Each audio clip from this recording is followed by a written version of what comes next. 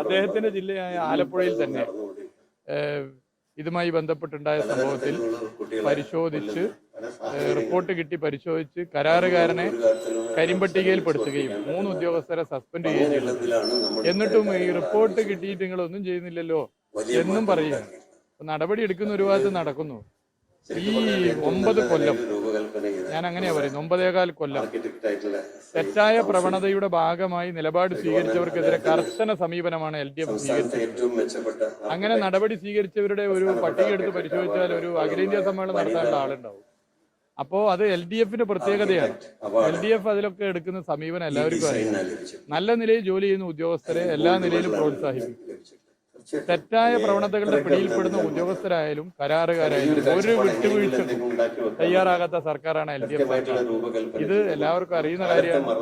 പിന്നെ ഓരോ കാര്യങ്ങൾ പറയുകയാണ്. ഇതിൽ ഒരു കാര്യം നമ്മൾ കൂട്ടായി ആലോചിക്കേണ്ടതുണ്ട്. നിർമ്മാണ സമയത്ത് മാനുവലായിട്ടുള്ള പ്രശ്നങ്ങൾ, കൃത്യവിലോപത്തിന്റെ ഭാഗമായോ മറ്റോ പ്രശ്നങ്ങളുടെ ഭാഗമായിട്ട് നമ്മൾ നടപടി എടുത്തു പോകണം. എന്നാൽ യന്ത്രവുമായി ബന്ധപ്പെട്ട പ്രശ്നങ്ങൾ അല്ലെങ്കിൽ ടെക്നിക്കൽ സൈഡ് എടുത്ത് പരിശോധിച്ചുള്ള പ്രശ്നങ്ങൾ, ഇതിന് ഒരു കർക്കശമായ സമീപനം സ്വീകരിക്കണം. ഇപ്പൊ PWD മാനുവലുള്ള ചില നിർദ്ദേശങ്ങൾ പോരാ, അതിന്റെ അപ്പുറത്തേക്ക് വേണം എന്നുണ്ടെങ്കിൽ അത് കൂട്ടിച്ചേർക്കേണ്ടി വരും. അതിനുവേണ്ടിയാണ് ഇപ്പോൾ ഈ മേഖലയിലുള്ള എക്സ്പേർട്ടുകളെ, അതുപോലെ തന്നെ IIT, NIT പോലുള്ള മേഖലയുള്ളവരുടെ ഒക്കെ സഹായത്താൽ ഒരു നിലപാടുമായിട്ട് ഇപ്പൊ സർക്കാർ മുന്നോട്ട് വന്നിട്ടുണ്ട്. അപ്പൊ സാധ്യമാകുന്ന എല്ലാ കാര്യവും ഇതുമായിട്ട് ബന്ധപ്പെട്ടിട്ടുണ്ട്. റിപ്പോർട്ട് കിട്ടിയെന്നിങ്ങനെ ചാനലിൽ ഞാൻ കണ്ടു എന്നല്ലാതെ ഒരു മന്ത്രി എന്ന നിലയിൽ എനിക്കിതുവരെ കിട്ടിയാൽ പരിശോധിച്ച് എങ്ങനെയാണോ ആക്ഷൻ വിഷയങ്ങൾ നിലപാട് സ്വീകരിക്കുക. അപ്പോൾ പൊതുവെ റോഡിലെ കുഴി ഇതൊക്കെ മഴക്കാലത്താണല്ലോ ഏറ്റവും അധികം ചർച്ച ചെയ്യാം. അത് പഞ്ചായത്ത് റോഡാണോ അല്ലെങ്കിൽ ഫിഷറീസ് റോഡാണോ അല്ലെങ്കിൽ അത് വേറെന്തെങ്കിലും റോഡാണോ എന്ന് നോക്കാതെ കയറി PWDക്കെതിരെ വാർത്ത കൊടുക്കുന്നതിൽ മിടുക്ക് കാട്ടുന്നവരാണ് നിങ്ങൾ. ഞാൻ ഇതുവരെ അതിലൊന്നൊരു പ്രതികരണമോ പ്രതിഷേധമോ പറയാൻ നിങ്ങളുടെ സ്വാതന്ത്ര്യമാണ്. അതിന് ഞാൻ കൈകടത്തില്ല. ഒരു ദിവസം നിങ്ങളുടെ സ്വാതന്ത്ര്യമാണ്. ഞങ്ങളെ സംബന്ധിച്ചിടത്തോളം ഏത് വകുപ്പിന്റെ റോഡായാലും റോഡ് നന്നാവണം എന്നുള്ളതാണ്.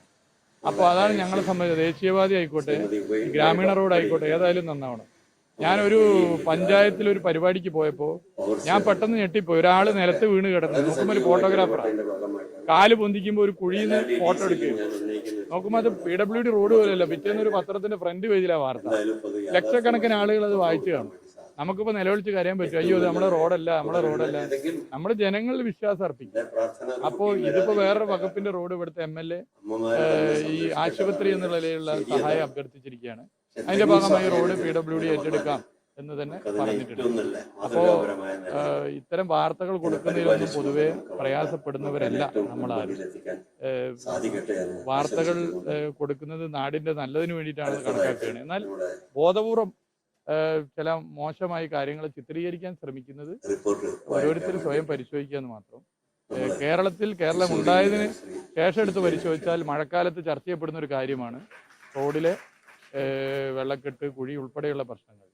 അത് ഏത് മുന്നണി ഭരിക്കുമ്പോഴും ചർച്ച ചെയ്യാറുണ്ട്. അത് പരിഹരിക്കാനുള്ള ആത്മാർത്ഥമായ ശ്രമമാണ് LDF സർക്കാർ നടത്തിക്കൊണ്ടിരിക്കുന്നത്. സുതാര്യത ഉറപ്പുവരുത്താൻ, തെറ്റായ പ്രവണതകൾ ഇല്ലാതിരിക്കാനുള്ള വലിയ ശ്രമം ഇതിന്റെ ഭാഗമായി നടത്തി വരുന്നുണ്ട്. എവിടെയെങ്കിലും പോരായ്മ ചൂണ്ടിക്കാട്ടിയിട്ടുണ്ടെങ്കിൽ അത് തിരുത്താനുള്ള ശ്രമമാണ് നടത്തുന്നത്. കേരളത്തിൽ ഈ റണ്ണിംഗ് കോൺട്രാക്ട് സംവിധാനവും DLP സംവിധാനവും വന്നു. പച്ച ബോർഡ്, നീല ബോർഡ് അതിന്റെ ഭാഗമായി വന്നു. ജനങ്ങൾ കാഴ്ചക്കാരല്ല കാവൽക്കാരാണെന്നുള്ള ബോർഡിൽ കരാറുകാരന്റെ ഫോൺ നമ്പറും പേരുമുണ്ട്. ഉദ്യോഗസ്ഥരുടെ ഫോൺ നമ്പർ ഉണ്ട്, ടോൾ ഫ്രീ നമ്പർ ഉണ്ട്. നിങ്ങൾ ആ റോഡുകളിലൂടെ സഞ്ചരിക്കണം. അവിടെ എന്തെങ്കിലും പോരായ്മ ഉണ്ടെങ്കിൽ നിങ്ങൾ അത് ചൂണ്ടിക്കാണിക്കണമെന്ന് ഞാൻ അഭ്യർത്ഥിക്കുകയാണ്. 30,000-ഓളം കിലോമീറ്റർ വരുന്ന PWD റോഡുകളിൽ 24,000 കിലോമീറ്ററും ഈ പറഞ്ഞ റോഡുകളാണ്. ഈ റോഡുകൾ പരമാവധി നല്ല നിലയിൽ പോകുന്നുണ്ട്. അത് ഈ സുതാര്യത ഉറപ്പുവരുത്തിയതിന്റെ ഭാഗമായിട്ടാണ്. എവിടെയെങ്കിലും പോരായ്മ ഉണ്ടെങ്കിൽ നിങ്ങൾ ഈ നീല പച്ച ബോർഡുകൾ വെച്ച കേരളത്തിലെ 24,000 കിലോമീറ്റർ റോഡുകളിലൂടെയും സഞ്ചരിച്ച് ആ പോരായ്മ ചൂണ്ടിക്കാട്ടെന്ന് അഭ്യർത്ഥിക്കുകയാണ്.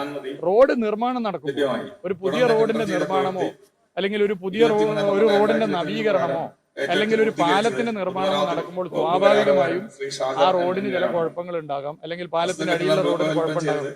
അത് വീഡിയോ എടുത്തുകൊണ്ട് ഇതാ കിട്ടിപ്പോയി എന്ന് പറയുന്നതിന് പകരം ഗവൺമെന്റ് മുന്നോട്ട് വെച്ച ഈ ഒരു പദ്ധതി അതിനെന്തെങ്കിലും പോരായ്മയുണ്ടെന്ന് ദയവേത് നിങ്ങൾ പരിശോധിക്കണം.